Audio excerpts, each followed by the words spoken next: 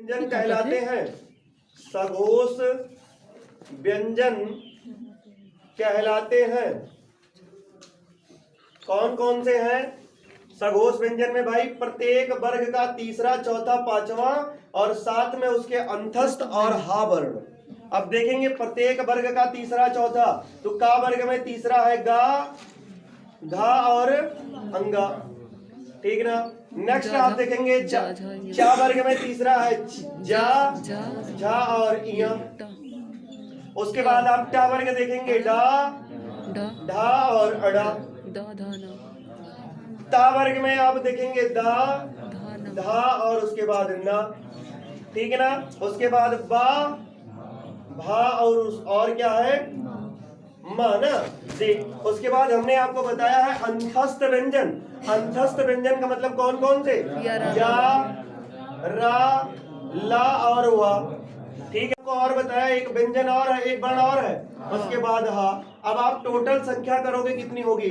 1 2 3 4 5 6 7 8 9 10 11 12 13 14 15 16 17 18 19 और 20। तो टोटल संख्या कितनी निकल आई भैया? 20। तो आपसे अगर पूछा जाए हिंदी वर्णमाला में सघोष व्यंजन कितने हैं, तो कितने हैं? 20। आप ऐसे भी जान सकते हैं प्रत्येक वर्ग का 5 वर्ग है और 3, प्रत्येक वर्ग का 3, ये 5 तिहाई 15 और यहाँ देखिए 11 लावा और उसके साथ में हाँ, तो 5 यहाँ और 15 यहाँ, 15 और 5 भी आप जान सकते कितने हैं?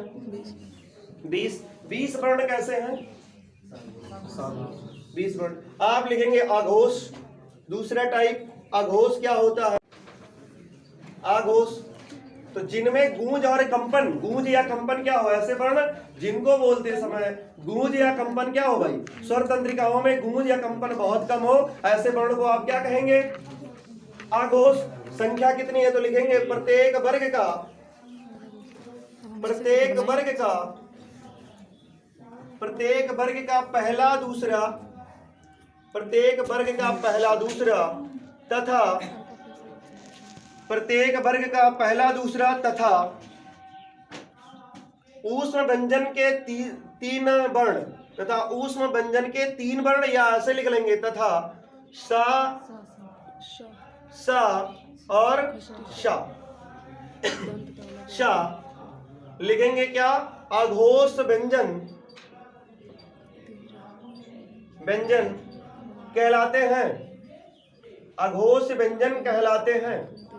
प्रत्येक वर्ग का पहला, दूसरा तथा शा, सा, शा। इस सा को आप बोलोगे कौन सा सा?